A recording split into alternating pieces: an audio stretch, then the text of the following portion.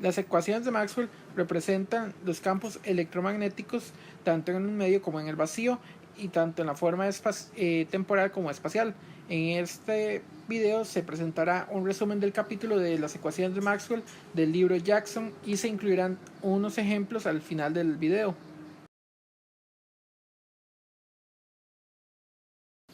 En el caso de la electrostática y la magnetostática se encontraron la ley de Ampère y la ley de Coulomb y también la falta de monopolos magnéticos. Esto nos da tres ecuaciones diferentes. Faraday encontró una ecuación dependiente del tiempo. Sin embargo, esta ecuación dependiente del tiempo todavía le faltaba algo. Si se notan las cuatro ecuaciones que se tienen actualmente, la ecuación que tiene Nabla-Cruz E más la derivada temporal del campo magnético es igual a 0, eso indica que un cambio temporal en el campo magnético produce un campo eléctrico. Sin embargo, hasta el momento en estas ecuaciones no se visualiza qué pasa con un campo eléctrico dependiente del tiempo.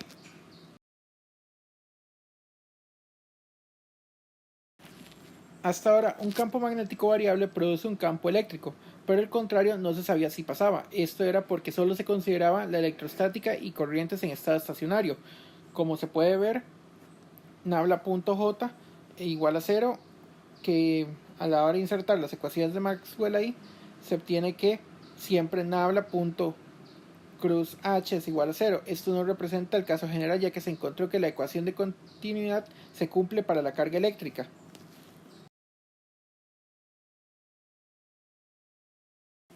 Fue Maxwell quien pensó que la ley de Ampère debe modificarse para poder cumplir con la ecuación de continuidad.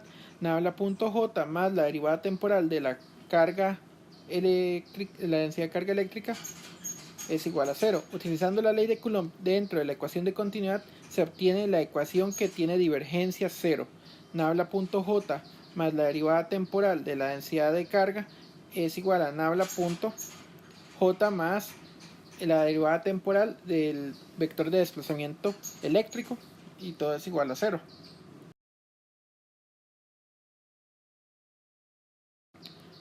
La corriente en la ley de Ampère se transforma a la corriente tradicional más un término de corriente de desplazamiento dado por la derivada temporal del vector de desplazamiento eléctrico. Y se modifica la ley de Ampère para que nabla cruz H, o sea el rotacional del campo magnético H, sea igual a J más la derivada temporal del vector de desplazamiento eléctrico D.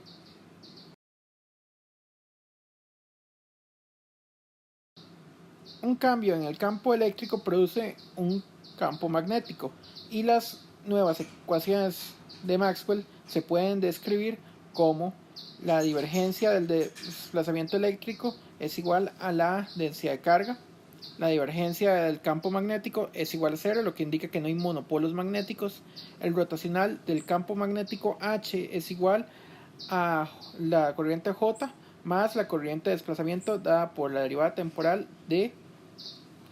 Y por último, nabla cruz E, o sea el rotacional de E, más la derivada temporal del campo magnético B es igual a 0.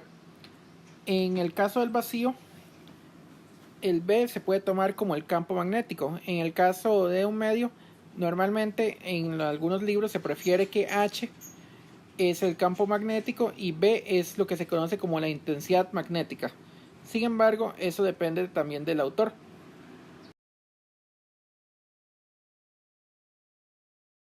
Estas cuatro ecuaciones tienen dos ecuaciones con fuentes, cargas eléctricas y corrientes eléctricas, y dos ecuaciones sin fuentes, lo que representa la ausencia de monopolos magnéticos o cargas magnéticas. Estas ecuaciones toman en cuenta cuando un campo electromagnético está en un medio o en el vacío.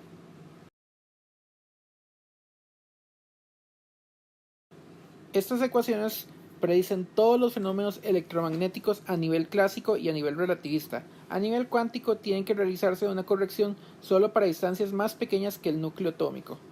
En el vacío sin fuentes predicen que las ondas se pueden propagar a la velocidad de la luz. En un medio van más lento. Además de que estas ecuaciones predicen que las ondas se pueden propagar también sin necesidad de medios. Esto llevó a que se descubriera que no existe el éter electromagnético.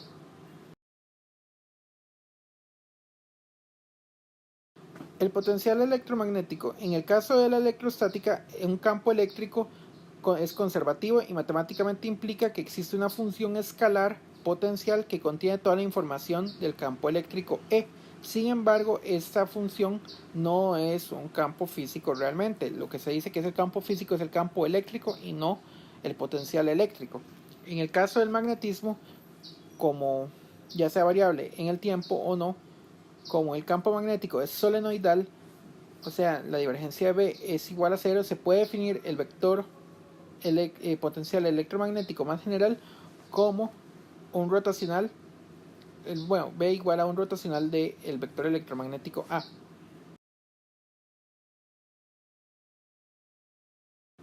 Para el campo eléctrico aún falta describir correctamente el potencial cuando los campos son dependientes del tiempo. Usando la ley de Faraday y el potencial magnético se puede obtener el verdadero campo irrotacional o el campo conservativo, dado por el rotacional de el campo eléctrico E más la derivada temporal del vector de campo A igual a 0.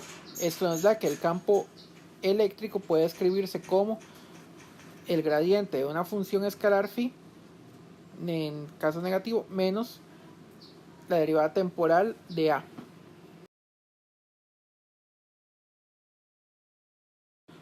Los potenciales escalar y vectorial contienen toda la dinámica y toda la información de los campos electromagnéticos.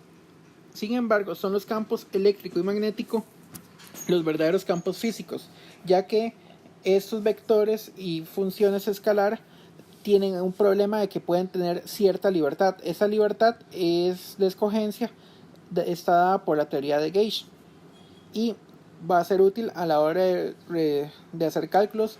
Pueden ahorrar mucho tiempo o aumentar el tiempo de cálculos. Sin embargo, no debe afectarse el resultado final por una transformación de tipo Gauge. Las ecuaciones con fuente se pueden transformar de la siguiente manera: el laplaciano de phi más la derivada temporal de la divergencia de A es igual a menos la densidad de carga dividida entre el epsilon sub 0, y también el laplaciano del vector A menos 1 sobre la velocidad de la luz al cuadrado por la segunda derivada temporal de A menos el gradiente de la divergencia de A más 1 sobre c cuadrado por la derivada temporal de la función escalar phi es igual a menos mu sub 0 por el vector de corriente J. Estas ecuaciones contienen la información de las 4 ecuaciones de Maxwell.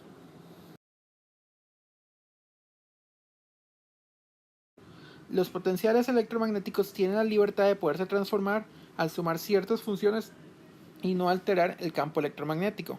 Por ejemplo, el vector de potencial magnético A se puede transformar como el vector que ya se había obtenido más la suma de un gradiente de una función escalar lambda, mientras que la función escalar phi se puede transformar como el phi menos la derivada temporal de la misma función lambda.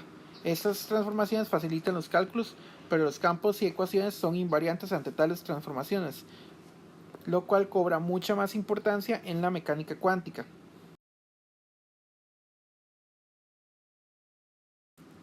Un ejemplo muy conocido es el gauge de Lorentz. Al escoger este se puede desacoplar las ecuaciones de Maxwell y resolverlas independientemente en forma de los vectores A y la función phi. Entonces se obtiene que la divergencia de A más 1 sobre c cuadrado por la derivada temporal de phi es igual a 0. Eso es lo que se conoce como el gauge de Lorentz. Al desacoplar las ecuaciones de Maxwell se obtienen dos ecuaciones de tipo onda. Sin embargo, estas ecuaciones son no homogéneas.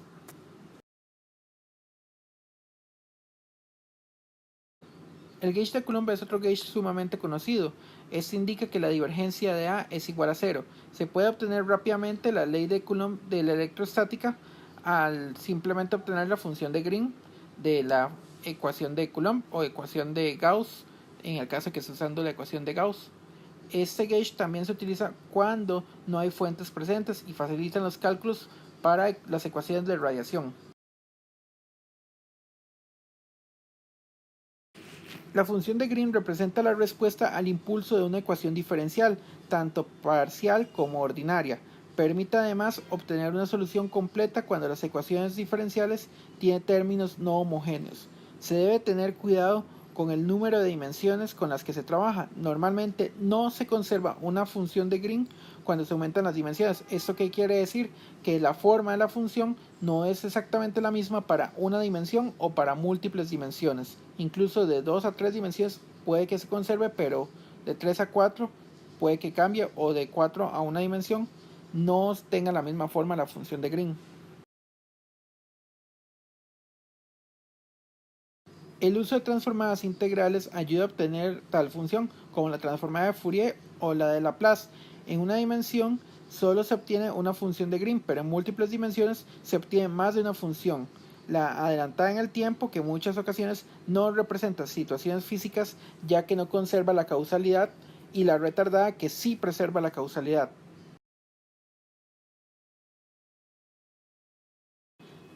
La ecuación de ondas nace naturalmente de las ecuaciones de Maxwell, en especial si se usa el gauge de Lorentz. Entonces se puede obtener una ecuación de ondas de la siguiente forma.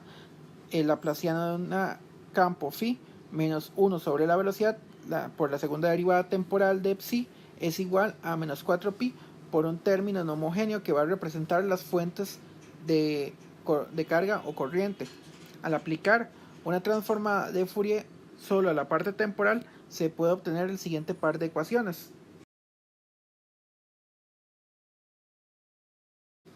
Al acomodar los términos se obtiene la ecuación no homogénea de tipo Helmholtz. La laplaciano más un k cuadrado del campo psi es igual a menos 4pi por f, y nótese que la parte temporal es la que está ahora en términos de la frecuencia, ya que se hizo solamente la transformada a esa coordenada. Se obtiene también la función de Green al reemplazar el campo por dicha función al término de la fuente por un impulso. Esa sería la función de Green. Nótese el cambio de las dos ecuaciones.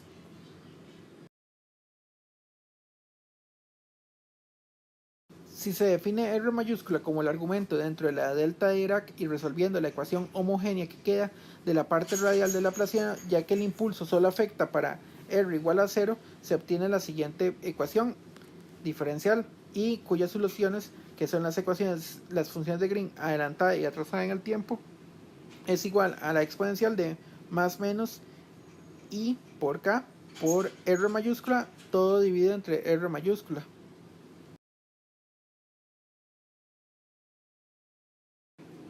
Como aún falta considerar la parte temporal, ya que solo se ha considerado hasta ahora la parte espacial, al reemplazar esta función en la ecuación temporal se obtiene lo siguiente. El laplaciano, ahora en coordenadas x, menos 1 sobre c, la derivada temporal segunda de la función de Green, tanto adelantada como atrasada en el tiempo, que va a depender tanto de los parámetros xt, x' y t', es igual a menos 4pi por la delta Dirac de las coordenadas por la delta Dirac de la parte temporal, y de esta manera se puede obtener una función de Green en términos de la integral de Fourier siguiente. Y también a la hora de integrar se obtiene que la función de Green, tanto adelantada como atrasada en el tiempo, es igual a 1 sobre r por la delta de Dirac de tau menos más r sobre la velocidad de la luz. De esta manera se obtienen las dos soluciones, tanto adelantada como retardada en el tiempo. Normalmente el término homogéneo en ambas partes, por condiciones de frontera, es igual a 0. Entonces solo se va a obtener un integral que es de la forma la función retardada en el tiempo dividido entre la distancia de ellas por el diferencial de volumen. Normalmente se prefiere usar solo la retardada en el tiempo, ya que en muy poquitas situaciones uno debe considerar la función adelantada en el tiempo. Sin embargo, no es imposible que uno tenga que considerar eso para cierta clase de problemas, ya que hay partes donde la causalidad no va a afectarnos el resultado final del sistema.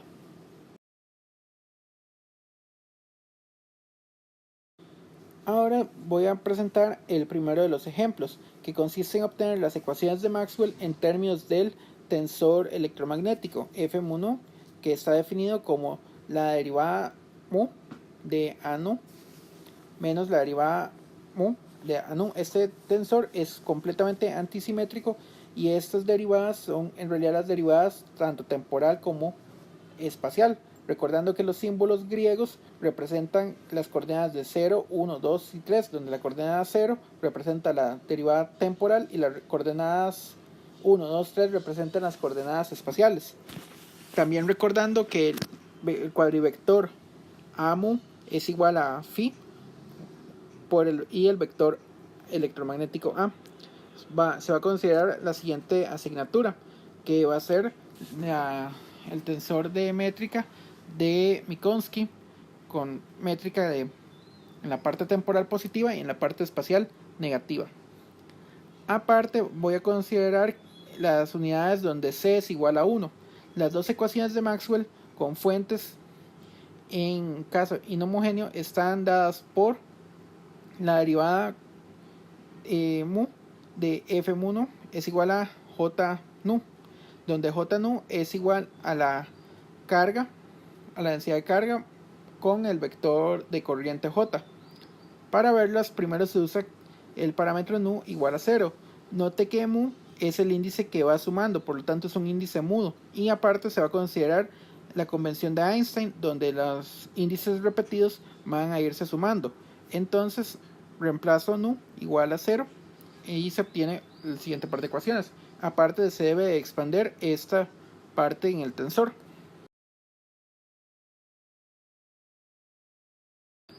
Recordando que el tensor F es un tensor 100% antisimétrico, los términos diagonales son siempre 0. También se puede ver a la hora de expandir el vector en términos de los vectores A sub mu. Entonces se obtiene una parte que va a representar la derivada con índices latinos, y esos índices latinos solo van a darnos la parte espacial, y igual a J0, donde J0 es la densidad de carga eléctrica. Esto implica que a la hora de expandirlo en términos de los A's, hay que recordar ir reemplazando con mucho cuidado los términos, y también se va a hacer la aclaratoria que cuando la derivada parcial tiene el índice superior, o sea el índice contravariante, la forma en la asignatura es la derivada temporal y menos el gradiente, mientras que la derivada, si el índice iba covariante, o sea iba como subíndice, sería la derivada temporal y solamente el gradiente, como se puede ver en la parte derecha.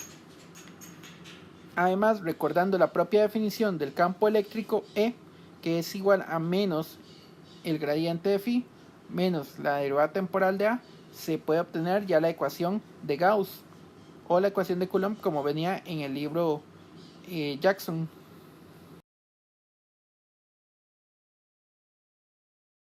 Como ya se consideró solamente la parte temporal al hacer nu igual a 0, ahora voy a considerar la otra ecuación con fuentes de Maxwell simplemente haciendo nu igual a un índice latino, y ese índice latino solo va a considerar los términos 1, 2 y 3, por lo tanto solo considera la parte espacial. Entonces nuevamente el índice mu es de nuevo el índice que va contraído o el índice que va mudo. A la hora de volver a hacer el mismo procedimiento, sencillamente se reacomodan los términos y se vuelve a considerar la forma de el tensor electromagnético en términos de los A's, y obtenemos que la derivada menos la derivada temporal de E menos el laplaciano de A más el gradiente de la divergencia de A es igual al vector J de corriente eléctrica.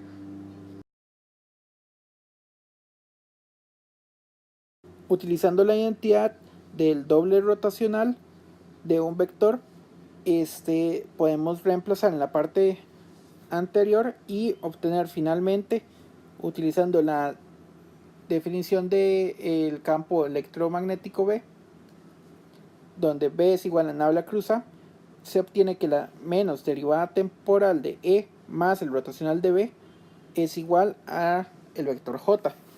Para las otras dos ecuaciones de Maxwell, que son las ecuaciones homogéneas, se tiene que considerar el tensor dual electromagnético, donde el tensor dual está definido para el caso de 4 dimensiones y para solamente 2 índices como un medio del símbolo de Levi-Civita, alfa, beta, mono en la parte contravariante por el tensor electromagnético F1 en la parte covariante. Es sumamente importante considerar el número de dimensiones, ya que el factor un medio puede cambiar para dimensiones superiores o para dimensiones inferiores. Y las ecuaciones están dadas por la derivada alfa del tensor dual electromagnético es igual a 0. Esto no va a considerar del todo las fuentes de carga magnética. Y para obtener las dos ecuaciones se considera similar a la anterior, uso el símbolo beta igual a 0 y empieza a derivar las ecuaciones de nuevo. Nuevamente, al considerar solamente la parte temporal del tensor antisimétrico dual, se puede volver a obtener. Hay que reacomodar un poco los términos de la parte de los A sub nu y A sub mu. Y aparte de todo, como estos símbolos van a ir contraídos, se pueden renombrar. Y un intercambio de índices en el símbolo de Levi-Civita hay que recordar que siempre saca un signo menos, siempre que el cambio sea solamente un cambio o un cambio de números impares. Como mu son índices contraídos, como ya se mencionó, se pueden renombrar a gusto. Y va a quedar que el 1 medio se suma con el 1 medio.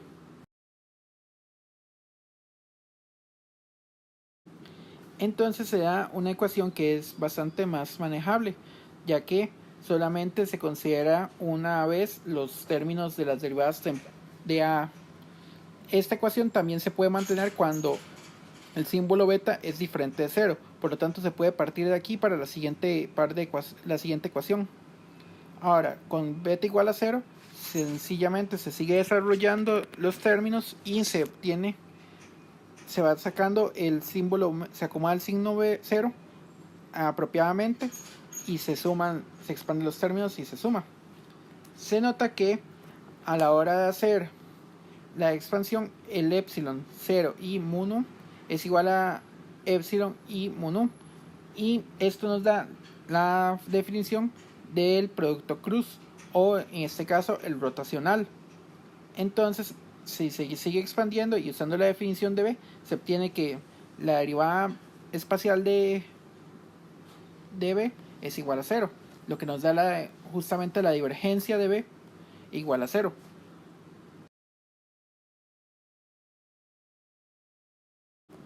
Para la ecuación restante, sencillamente se hace beta igual a i y se parte exactamente de la misma parte que se mencionó anteriormente. Se vuelve a expandir en sumas y se vuelven a utilizar las definiciones de lo que son nabla cruza es igual a b y se reacomodan los términos. Aparte, recordando que los índices son mudos y que los índices no necesariamente tienen que mantenerse simplemente en su estado de 0, 1, 2 o 3, se puede considerar directamente que nu igual a 0 en el último término de la suma de los renglones. Esto nos da que la derivada temporal de b menos la derivada j de epsilon 0 y jl con la derivada temporal del vector al menos la derivada espacial de epsilon 0 y jl por la derivada L de A0 es igual a 0. Si se continúa desarrollando las ecuaciones, poco a poco se puede llegar a que la derivada temporal del campo magnético más el rotacional del campo eléctrico es igual a 0, lo cual nos da la última ecuación de Maxwell.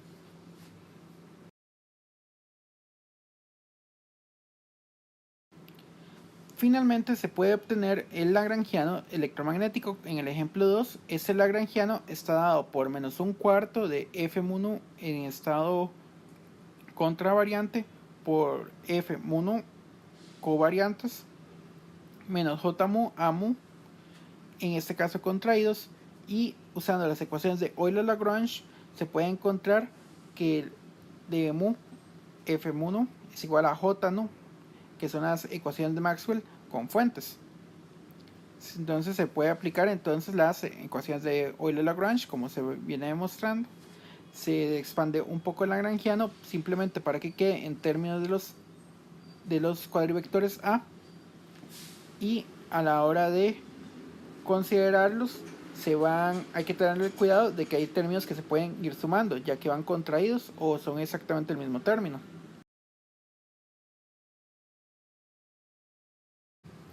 Nuevamente se pueden renombrar los índices mudos para fácilmente sumar y los términos, y se van cancelando alguno que otro término.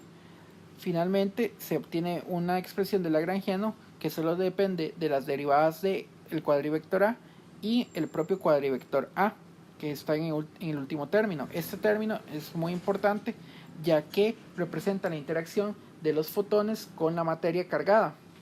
Esto se puede ver en mecánica cuántica de campos. Bueno, haciendo las ecuaciones de Euler-Lagrange y considerando las derivadas del lagrangiano, se puede obtener las ecuaciones de Maxwell de fuentes.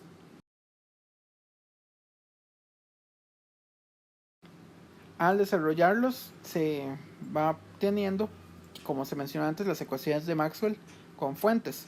Para las otras dos ecuaciones de Maxwell hay dos caminos diferentes que se pueden hacer. El primero se va a obtener de la misma manera del tensor dual.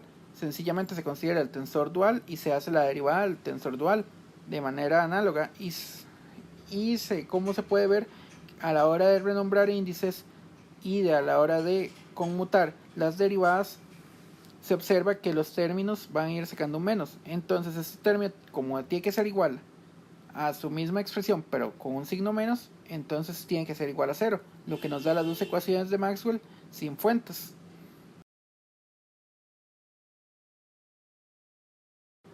La segunda forma de obtener las ecuaciones de Maxwell sin fuentes también se pudo haber considerado desde la primera vez. Es un formalismo equivalente. Sencillamente el tensor antisimétrico F mu nu debe cumplir con la identidad de Bianchi. Esta identidad nos indica que las derivadas del tensor, cuando las van a ir permutando cíclicamente y sumarlas, se deben dar 0. El ejemplo 3 solamente será mencionado, pero al lagrangiano no es nada sencillo hacer los cálculos a buenas con solamente estas expresiones. Uno se puede imponer también la expresión como si fuera un multiplicador de Lagrange, o imponiéndole un gauge, que es exactamente el mismo formalismo, que se le añade el último término. Ese término lo único que indica es de que la derivada mu con a mu es igual a 0. También esto se puede considerar que el campo A se conserva bajo toda la probabilidad del campo A se va conservando, o la probabilidad de la corriente de fotones se va conservando. El chi igual a 1 se considera como la norma de Feynman, y también se le llama parámetro de norma covariante o parámetro de gauge.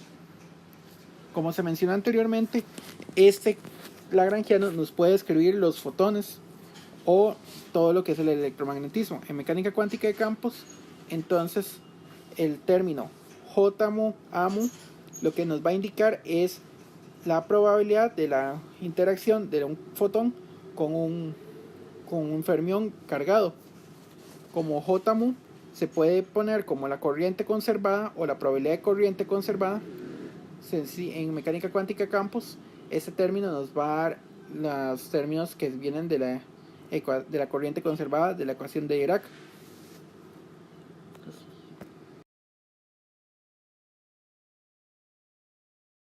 De referencia se utilizó el libro Jackson de Classical Electrodynamics. Muchas gracias por su atención.